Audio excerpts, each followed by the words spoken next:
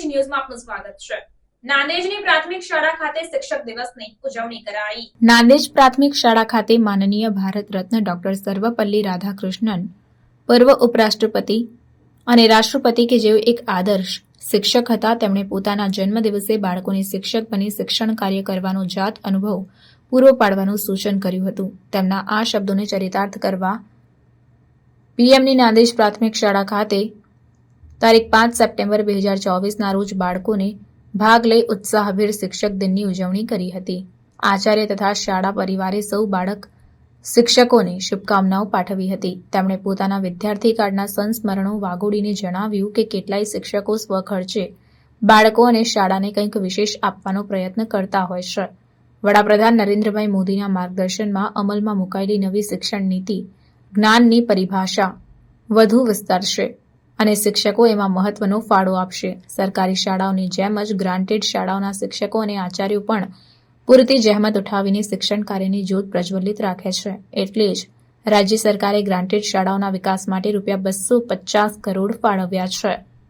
મોટી સંખ્યામાં શિક્ષકો આ કાર્યક્રમ દરમિયાન ઉપસ્થિત રહ્યા હતા।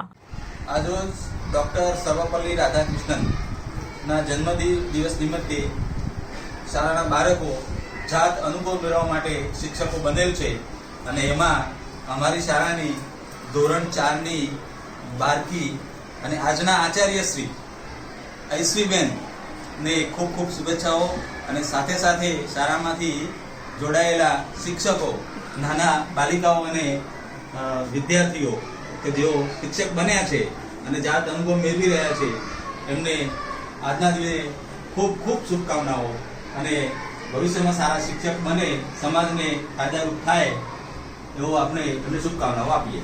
Thank you.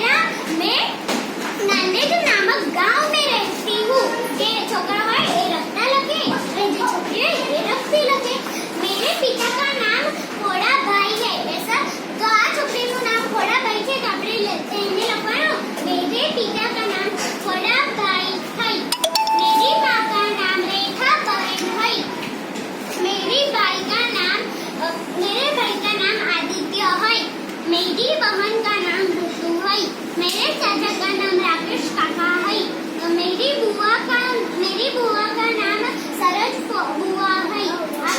आपके परिवार में कौन कौन है? तो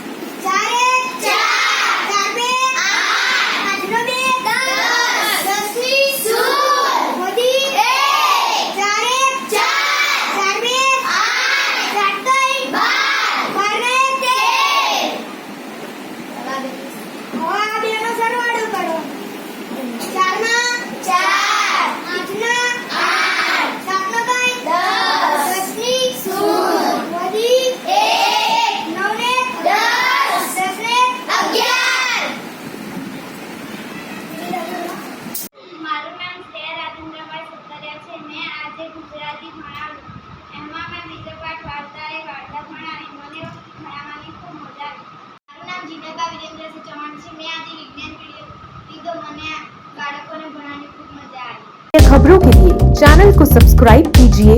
खबरों का नोटिफिकेशन पाने के लिए बेल आइकॉन को जरूर दबाएं।